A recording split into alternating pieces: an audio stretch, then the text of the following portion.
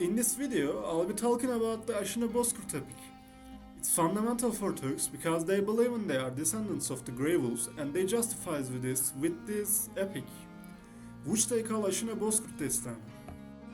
The epic begins immediately after the Lin's victory over Huns. The ruler of the Lin country sees the Turks as a deadly threat and orders all Turks to be killed and their lineage wiped out. Lin's soldiers plundered all the Turkish nomad tents, slaughtered their horses and killed everyone, young, old, without mercy. However, when they saw a frail child, they did not feel like killing him. Instead, they decided to cut off all his limbs and throw him into a swamp to die, and so they did. The child, helplessly with all his limbs severed, was saved by a female wolf. This female wolf is thought to be the same wolf that saved the founders of Rome, Lupa Capitolina, as she is considered sacred in Turkish mythology. The wolf licked the child's wounds and healed him, then began to protect him. Indeed, news of a surviving Turk reached the ruler of Lin's country. The ruler became furious and ordered all his soldiers to search for the swamp where he had thrown the child and kill him.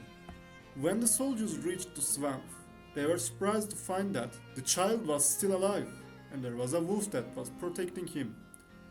When they moved to attack the child, the wolf takes the children between its teeth and carries him to the highest peak of the Altai mountains.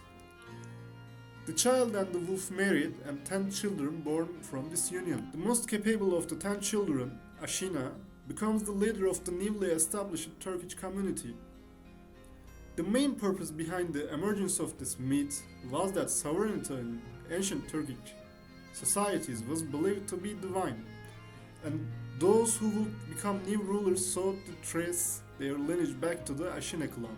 The most important tradition that Aşina and his descendants brought to Turkish society is the wolf-headed banner. From that day on, Turkish societies would believe that the wolf was a spiritual animal with guiding qualities and was sanctified. The wolf-headed greeting born from this sanctity has survived to this day. The same epic also precedes the Ergenekon epic. The Turks could not fit into the plains of the mountain where the wounded child was taken by the wolf and began to search for a way out. It is known in history that the Turks were more involved in ironworking than nomadic societies. Again in this epic, the Turks used their blacksmithing skills to melt the mountain and open the way out of Ergenekon. And again, the wolf, the symbol of guidance, Turkishness and rebirth, led the way out. Today, the concept of the wolf in our folk songs also originates from here, because it was believed that we descended from wolves. Atatürk and Enver Paşa are depicted in the song group Kızıl Elmas, Grey Wolves, as the leaders of the Turkish nation, descended from the Grey Wolf.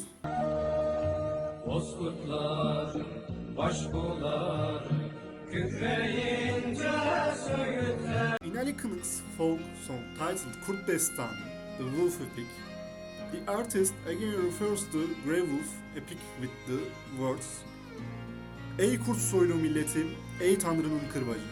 Yoksa hata yaptık da Tanrı mı yüz çevirdi? Ey kurt soylu milletim, ey Tanrı'nın kırbacı, bu düzene kan... In the same song, the words "Ve tek kalıp sütünü kurtla sağan vardı ya" also refer to Grey Wolf legend. Bir boğan vardı ya, ve tek kalıp sütünü kurttan sağan vardı ya.